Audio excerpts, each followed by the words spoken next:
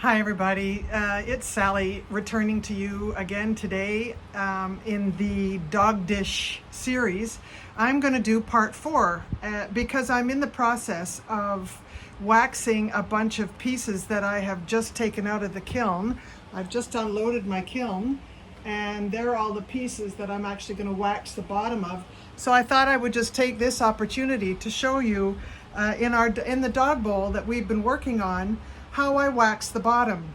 There's two ways of waxing. One is painting it on and the other is, I want to say, dipping it on. And what it is you have wax resist, which is a wax layer between the pot and the glaze, put it that way. And then when you glaze, the glaze will just wipe off really easily, and it just makes for a very clean bottom of your pot. So there are wax resists.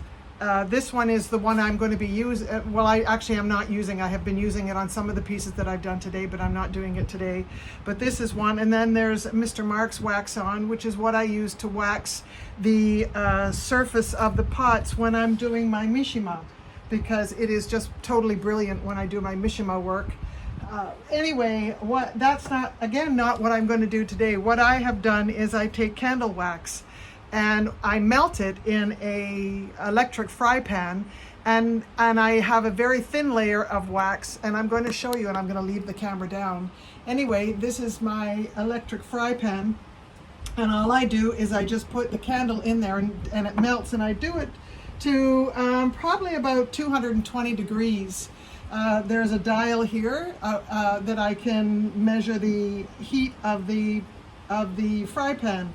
And then all I do now, and I only have a very thin layer. I used to put quite a bit in there, and I would painstakingly dip the piece in, and I was hit or miss. But now I've learned a new method, and I have just a very thin layer of wax in there. It's melted, and all I do now is I just dip my piece in on one edge. I slowly roll it to the other, and I end up with a beautiful fresh.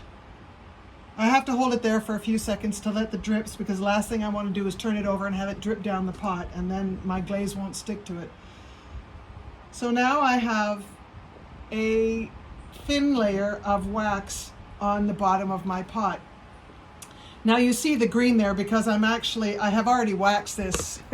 I've already waxed this previously, but I thought I would just show you step 4 of the series of this dog bowl as we take it through its journey from just being a lump of clay to being a finished piece of pottery.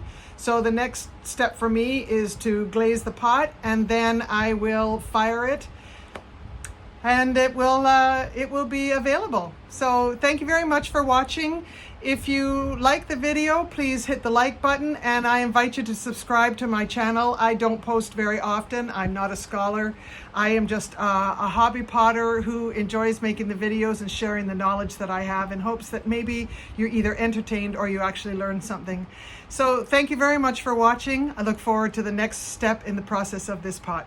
Bye.